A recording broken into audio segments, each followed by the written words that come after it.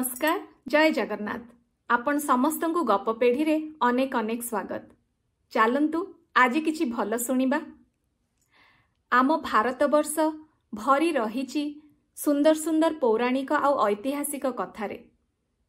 आम भारत वर्ष रे एते सारा ऐतिहासिक जगह अछि मते लागे बुलिले भी सरीबनी। आजिर कहानीटी सेमती गोटे ऐतिहासिक जगह उपरे आधारित। राजस्थान रे जैसलमेर बोली गोटे जगह अछि। बहुत सुंदर से जगाटी, बहुत किछि देखिबार जगह अछि सेठी। गोटे समय रे जैसलमेर सहरर सबुतक घर हलदिया रंगरे लेप होइथिला। सेइथि पई जैसलमेर को गोल्डन सिटी बा सुनर सहर बोली भी कुहा जाए। आजिर कहानीटी जैसलमेर रु 18 रु 20 किलोमीटर दूर रे थिबा गोटे गाँ जार ना होउची कुलधारा ता उपरे आधारित। एई कुलधारा गाँ पछरे जड़ी रहीची केते गुडे रहस्यमय कहानी। आजी आमे कथा हबा सेई रहस्यमय कहानी उपरे। 1300 शताब्दी रे कुलधारा रे रहुथिले पालीवार ब्राह्मण माने। कुहा जाए जे प्रथम थर पई पाली बोली गोटे जागारू कंधन बोली जणे बासी आसी रहिथिले कुलधारा गाँ रे। से थिले कुलधारा गाँर प्रथम बासी। सेइथि पई कुलधारा रे जो ब्राह्मण माने रहंती बा रहुथिले सेमानंकु पालीवार ब्राह्मण बोली कुहा जाए। पालीवार ब्राह्मण माने भारी ज्ञानी थिले, भारी परिश्रमी भी थिले। सेमाने निजर ज्ञान द्वारा सेई कुलधारा गाँटी जोटा मरुभूमि थिला सेटाकू सबुज क्षेत्र रे परिणत करथिले। बहुत किछि चाषबास करुथिले आउ माटीरू बहुत जिनस तैयारी करुथिले। गुड़ाए खेलना, गुड़ाए माटीर पात्र तैयारी करुथिले आउ ताकू बिक्री करुथिले। कुलधारार लोक माने भारी भलरे चलुथिले। एमिति भी तथ्य अछि कुहा जाए जे कुलधारा को जी नुआ आसे रहिबा पई कुलधारार सबु परिवारर लोक माने गोटे गोटे परिवार रु गोटे गोटे टंका आउ गोटे गोटे इटा देई थांती, जेमति कि सेई नुआ जनक सेई कुलधारा रे घर तैयारी करी भलरे बास करिबो। एमती बहुत भलरे कुलधारा रे रहुथिबा पालीवार ब्राह्मण माने रहुथिले। कुलधारा को लागी आहुरी 84टी गाँ थिला। से 84टी गाँ रे पालीवार ब्राह्मण माने भी रहुथिले, अन्य जातिर लोक माने भी रहुथिले। सेतेबेले कुलधारा थिला जैसलमेर रो अधीन रे। आउ जैसलमेर रे जणे दीवान थिले जहांक ना थिला सलीम सिंह। सलीम सिंह को जालिम सिंह बोली भी कुहा जाए। काई माने से बहुत क्रूर प्रकृतिर थिले। सलीम सिंह बहुत निर्दयी थिले। सलीम सिंह कर आदाय करुथिले जैसलमेर रो सबु गाँर लोक मानंगठू। एमती गोटे दिन सलीम सिंह जाई पहुंची जाइथिले कुलधारा गाँ रे। कुलधारा गाँ रु कर आदाय करिबा समय रे सलीम सिंहकर दृष्टि पड़िथिला से गाँर मुखियांक झियो उपरे। मुखियांक झियोटी भारी सुंदर थिले। सलीम सिंह देखी आकर्षित हेइथिले आउ कहिथिले जे सीए से गाँर मुखियांक झियो को बाहा निश्चय हेबे।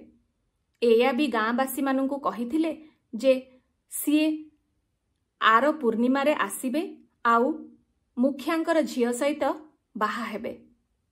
एया कही सलीम सिंह चली जाइथिले। गाँर मुखिया आउ गाँर सबु लोक बहुत चिंतारे पड़ी जाइथिले। से माने जानिथिले सलीम सिंह केते निर्दयी। जदि मुखियांक झियोटी सलीम सिंह को बाहा हबो ताहले से बहुत कष्टरे रहिबो। हेले गाँर मुखिया जेहेतु से थिले से चिंता कले जदि सीए निज झियो को सलीम सिंह सहित बाहाघर करेबाकू देबेनी तेबे सलीम सिंह निश्चय गाँर लोक मानंक उपरे अन्याय अत्याचार करिबे। एया भाबी गाँर मुखिया निजर झियो सहित कथा हेइथिले आउ तांक झियोटी मानी भी जाइथिला बाहा हबा पई सलीम सिंह सहित। हेले गाँर लोक माने राजी हेले नाही।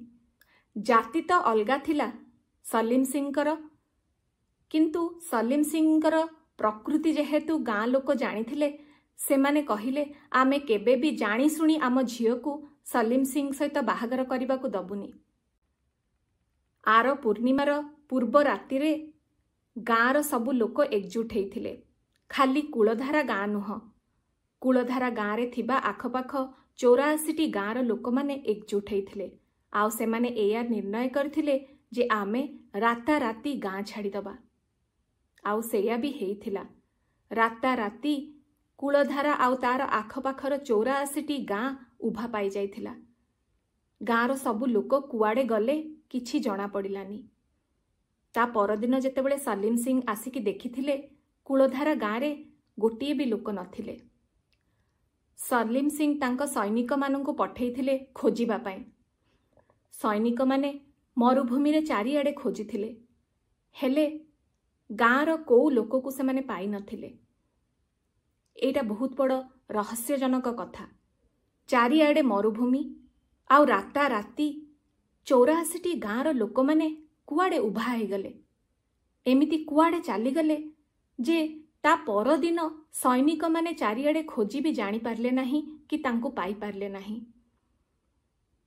ଏ ରହସ୍ୟ ପଛରେ ବହୁତ ଗୁଡ଼ିଏ କାହାଣୀ ରହିଛି। କିଏ କହନ୍ତି କୂଳଧାରାରେ ବାସ କରୁଥିବା ପାଲିବାର ବ୍ରାହ୍ମଣମାନଙ୍କୁ ଯନ୍ତ୍ରମନ୍ତ୍ର ଜଣାଥିଲା, ତେଣୁ ସେମାନେ ମନ୍ତ୍ର ଦ୍ୱାରା ଉଭା ହେଇଯାଇଛନ୍ତି। କିଏ କିଏ ଏଇଆ ବି କହନ୍ତି ଯେ ଭୂମିକମ୍ପ ହେଇଥିଲା ଆଉ ଭୂମିକମ୍ପ ଦ୍ୱାରା ପୁରା ଗାଁଟି ଉଜୁଡ଼ି ଯାଇଥିଲା। କିଏ କିଏ ଏଇଟା ବି କହନ୍ତି ଯେ କୂଳଧାରା ଆଉ ଆଖପାଖରେ ଥିବା 84ଟି ଗାଁର ଲୋକମାନେ ଏକା ସହିତ ଆତ୍ମହତ୍ୟା କରିଥିଲେ।